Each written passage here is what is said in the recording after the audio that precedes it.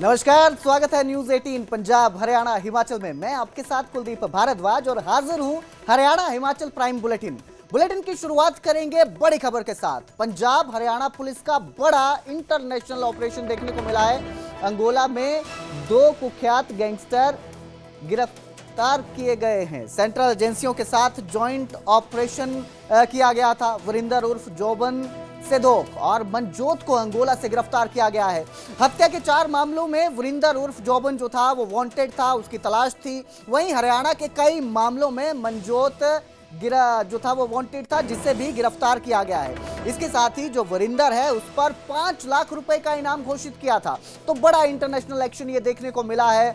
Punjab Haryana police का ये action नजर आया है, इंटरनेशनल एक्शन है और दोनों आरोपियों को भारत लाने की प्रक्रिया अब शुरू कर दी गई है। 2 आरोपी जो हैं ये अंगोला से गिरफ्तार किए गए हैं। एक्शन नजर आता है, सीधी सी बात है कि ये वांटेड थे, इनकी तलाश थी काफी समय से। पंजाब और हरियाणा के पुलिस के जो जवान हैं वो संयुक्त ऑपरेशन करते हैं, जॉइंट ऑपरेशन करते हैं। सेंट्रल एजेंसियों के साथ मिलकर अंगोला से इन दोनों को काबू कर लिया गया है और अब भारत लाने की प्रक्रिया तेज कर दी गई है।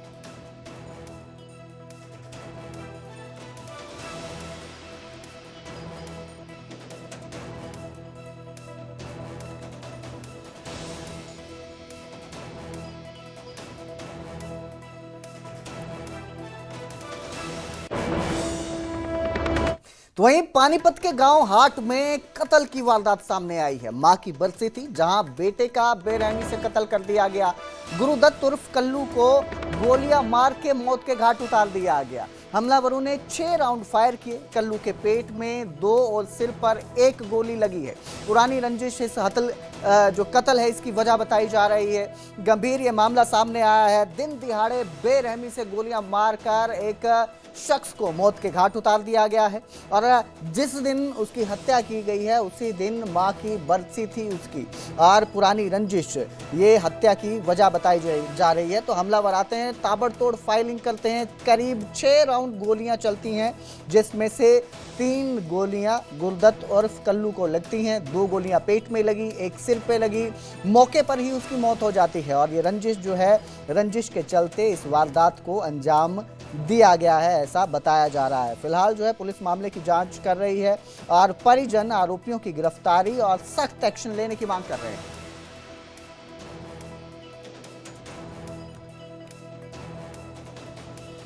भाई गांव के अंदर ही रेते बजरी की दुकान करता है। आज उसकी बाकी बस्ती थी, सारे रिश्तेदार इकट्ठे हो रहे थे। सारा काम निबेड़ने के बाद ये दुकान पे जाता है और इसको अकेला देख करके इसको पड़ोस में ही रामफल सनोप नत्थू का छोकरा, उसके छोकरे ने इसका गोली मारी। चक्रवर्ती और उनके और भी 3 भाई हैं और बाहर से उन्होंने गुंडे बदमाश बुलाए हुए थे, उनके उससे गोली मरवाई गई है। और 4-5 दिन से वो बदमाश जो है उनके घर में ही रह रहे थे।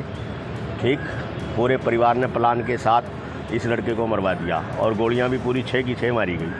6 गोली लगी हुई है। 3 गोली इसके लगी हुई है। फायर पूरे 6। हाँ, 2 सिर में लगी हुई है। खोखे जो मिले हैं 6 मिले हैं। 2 सिर। कारण क्या रहा? रंजिश है कोई पुरानी रंजिश है। किस बात को लेकर ये नहीं पता जी, क्या रंजिश काट रखी उन्होंने।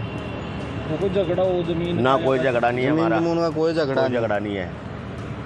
अच्छा, कितनी उम्र की लड़के की, क्या नाम है? 35 साल। इसका कुलबीर शर्मा। गुरुदत्त उर्फ गुरुदत्त। उम्र कितनी है? ये होगा जी 32-33 साल का, 35 का। अच्छा, और क्या काम करते? रेते बजरी का अपना ट्रैक्टर अपना है। ना कुआरा था। तो वहीं अब से कुछ ही देर में श्री हरिकोटा से विक्रम-1 की लॉन्चिंग होगी। देश का पहला प्राइवेट रॉकेट विक्रम-1 लॉन्च किया जाएगा और इसको लेकर प्रधानमंत्री नरेंद्र मोदी ने स्काई रूट एरोस्पेस को शुभकामनाएं दी हैं। लॉन्च का मकसद रॉकेट की टेस्टिंग है। इससे रॉकेट के व्यवहार का कीमती डेटा मिलेगा, किस तरह से वो व्यवहार करता है, किस तरह से काम करता है, इसका डेटा जुटाया जाएगा।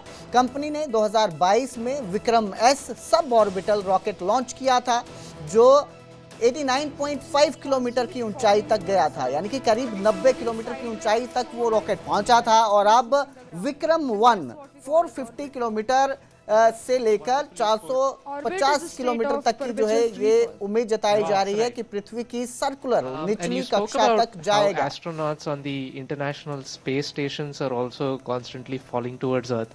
And with us today in the Mission Control Center is our very own astronaut, Shubhanshu Shukla. And he's been following Skyroot's journey from a very close distance. He's part of our family as well. And he's here to cheer us on. So we thank him for his presence.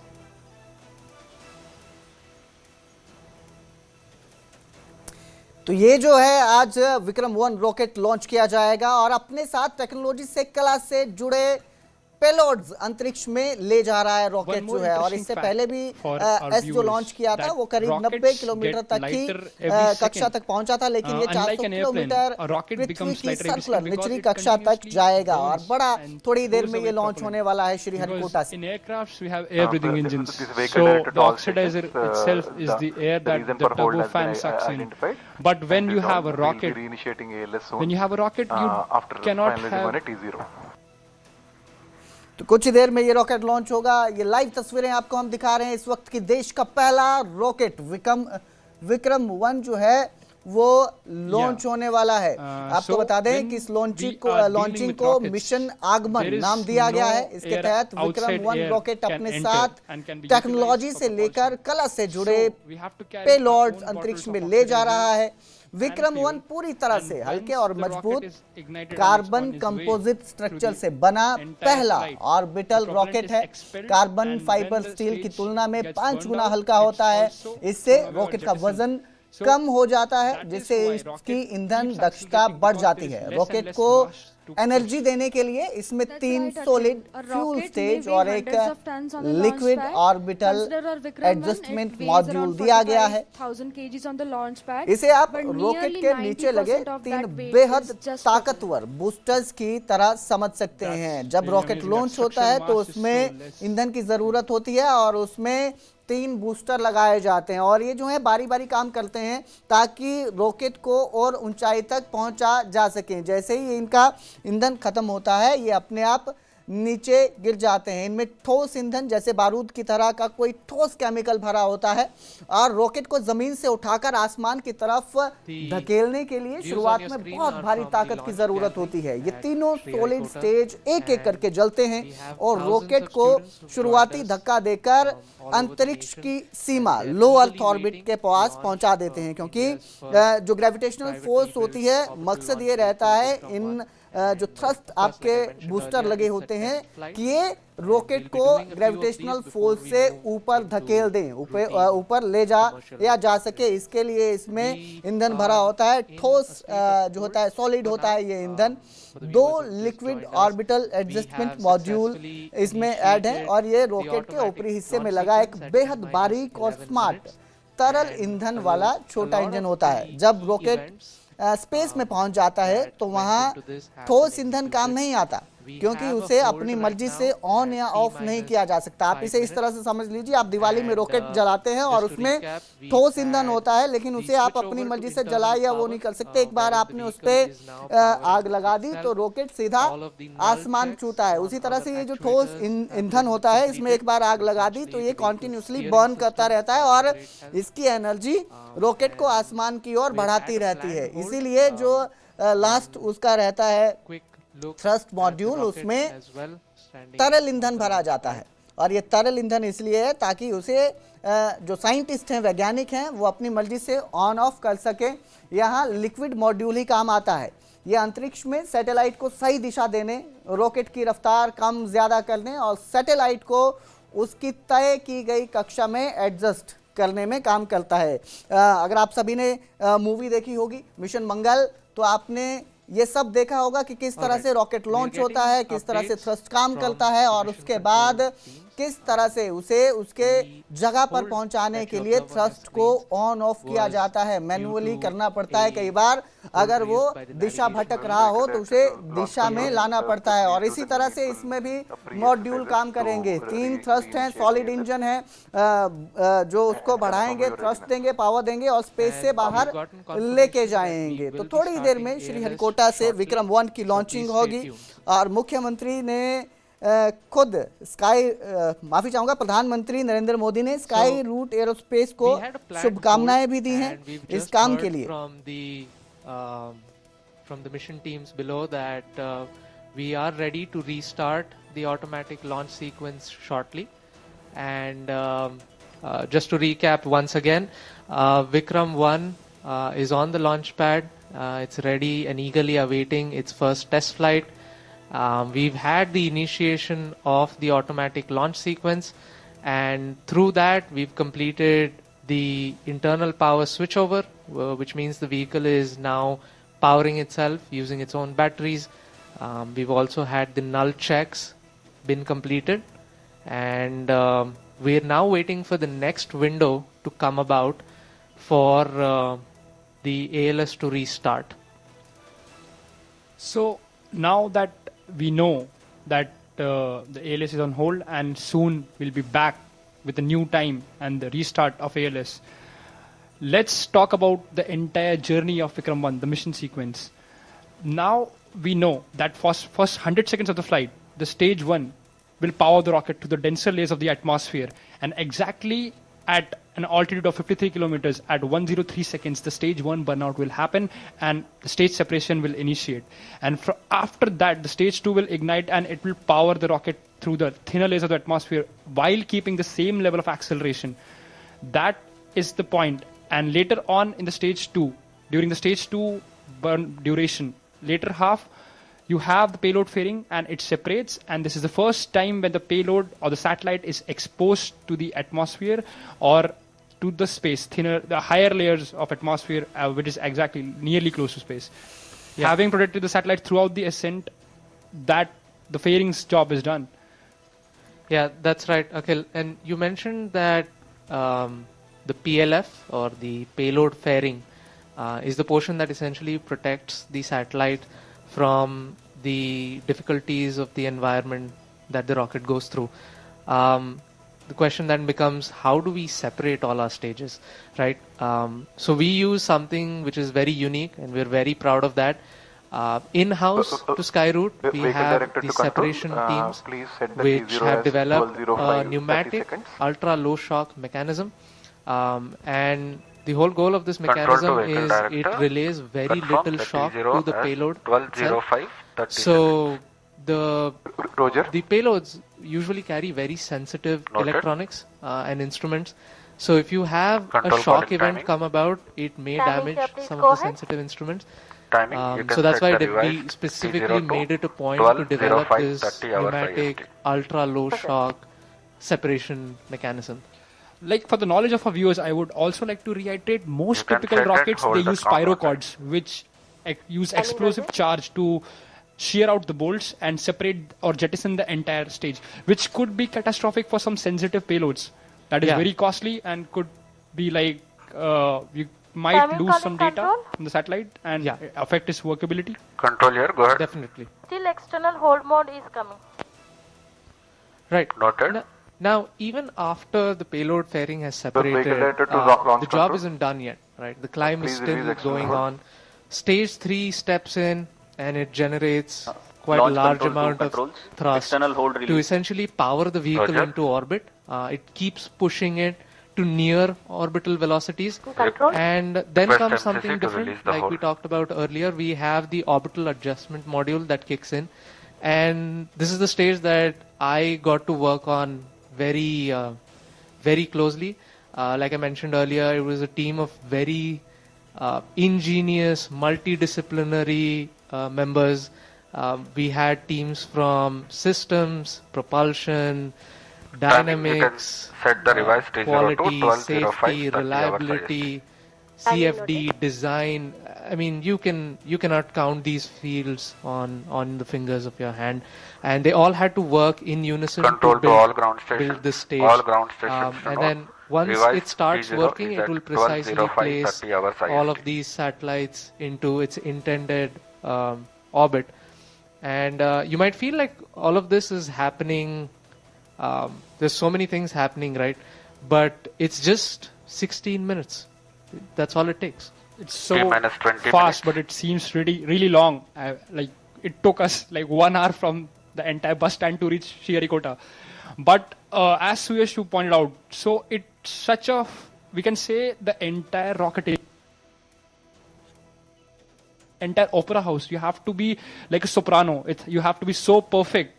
Every system, every individual and every component should be in tune to engage all the systems at the right moment so that we can have even a small ignition.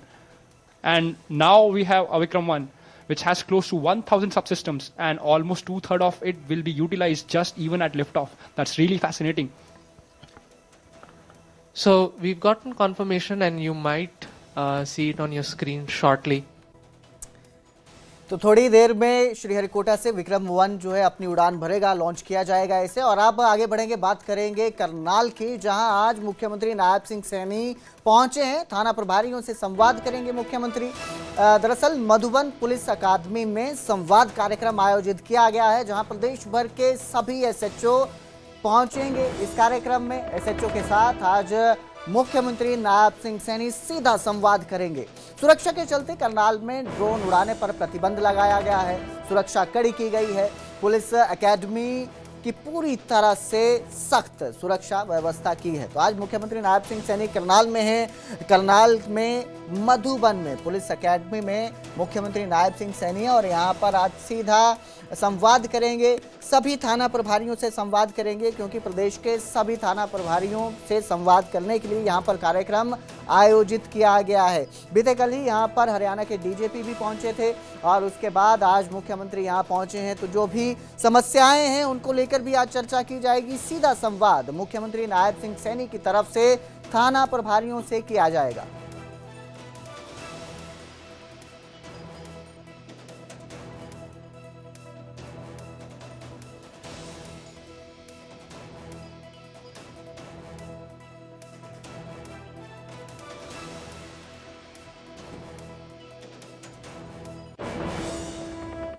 तो वहीं bulletin में अब जिक्र करेंगे हिमाचल प्रदेश का। हिमाचल में आज मौसम का मिजाज फिर से बदलने वाला है।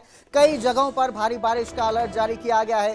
कांगड़ा, मंडी, हमीरपुर में भारी बारिश का अलर्ट जारी है।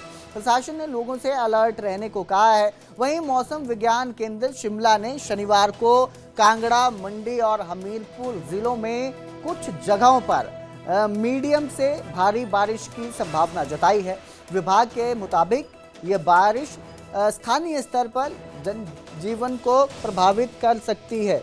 मौसम विभाग ने चेतावनी दी है कि भारी बारिश के कारण निचले इलाकों में जलभराव हो सकता है, फ्लैश फ्लड जैसी सिचुएशन आ सकती हैं। वहीं फिसलन भरी सड़कों में जो है हादसे भी नजर आ सकते हैं अगर सावधानी से वाहन ना चलाए तो, क्योंकि बरसात के दिन है, बारिश का मौसम है, ऐसे में सड़कों पर फिसलन हो सकती है। और अपील की गई है कि वाहन चालक जो हैं वो भी ध्यानपूर्वक जो है सावधानी पूर्वक वाहन चलाएं।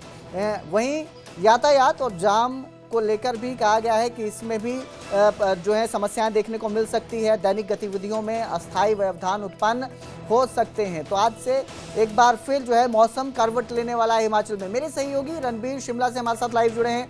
रणबीर, एक बारिश होती है, मौसम का मिजाज बदलता है, लेकिन उसके बाद फिर उसी तरह की गर्मी देखने को मिलती है और अब दोबारा हिमाचल में करवट लेने वाला है मौसम। किस तरह के हालात इस वक्त देखने को मिल रहे हैं, कैसा मौसम मिल रहा है शिमला में इस वक्त, क्या हालात? जी हाँ, देखिए सबसे पहले तो यहाँ रिज मैदान से आपको तस्वीरें दिखाना चाहेंगे कि यहाँ से तो आपको बेहद खूबसूरत तस्वीरें देखने को मिलेंगी। आप देखिए मौसम किस तरह से सुहावना बना हुआ है। आपको चर्च नज़र आ रहा है और चर्च के ठीक पीछे आप देखें किस तरह से धुंध जो है छाई हुई है। और यहाँ तापमान की भी अगर हम बात करें तो 18 से 20 डिग्री के आसपास का तापमान है। लेकिन जिस तरह की चेतावनी मौसम विज्ञान केंद्र शिमला की तरफ से जारी की गई है, उसके तहत आज से जो है मानसून फिर से सक्रिय हो सकता है। पिछले कुछ दिनों से हमने देखा कि हिमाचल की वादियां थोड़ी शांत ज़रूर नज़र आई, लेकिन कुछ स्थानों से जो है कुछ डरावनी तस्वीरें भी देखने को मिली। जो नदियों का जल स्तर है वो बढ़ा हुआ है और कुछ जगहों पर मौसम के कारण जो है हादसे भी हुए हैं। ऐसे में अलर्ट किस तरह से जारी किया गया है उसको देखते हुए ये अपील की गई है मौसम विभाग की तरफ से, और जो आपदा प्रबंधन प्राधिकरण है उसकी तरफ से भी अपील की गई है कि आप एहतियात बरतें। खासकर जो यात्रा जिन्हें करनी पड़ती है या फिर जो सैलानी यहाँ पर लगातार पहुँच रहे हैं। हालांकि अभी सैलानियों की संख्या तो बेहद कम है पूरे हिमाचल में अगर आप देखें, और बीते दिनों जो बारिश हुई है उसके तहत पिछले कल ही राजस्व मंत्री ने बताया कि करीब करीब 3 दर्जन सड़कें ऐसी हैं जो दूर दराज के इलाकों में, हालांकि वो संपर्क मार्ग है, वो बंद पड़े हुए हैं। कुछ जगहों पर जो है बिजली पानी की समस्या है, जो विद्युत आपूर्ति है वो प्रभावित हुई है, जो जलापूर्ति की परियोजना है हालांकि संख्या कम है लेकिन बहुत सारी जगहों पर भी दिक्कतें हैं। तो ऐसे में यहाँ पर एहतियात बरतने के लिए कहा गया है, और खासकर जो मंडी का इलाका है, कुल्लू जिला है, कांगड़ा जिला है, चंबा है और किन्नौर है, वहां पर जो है एहतियात बरतने के लिए कहा गया है। और 23 जुलाई तक बिल्कुल और मौसम एक बार फिर से करवट बदलेगा, ऐसे में अलर्ट भी जारी किया गया और सभी से अपील की गई है कि वो सतर्क भी रहें पहाड़ी इलाकों में। बहुत बहुत शुक्रिया हमारे साथ जुड़ने के लिए रणबीर। फिलहाल इस बुलेटिन में इतना ही, बाकी की खबरों के लिए आप देखते रहिए न्यूज़ 18 पंजाब हरियाणा हिमाचल।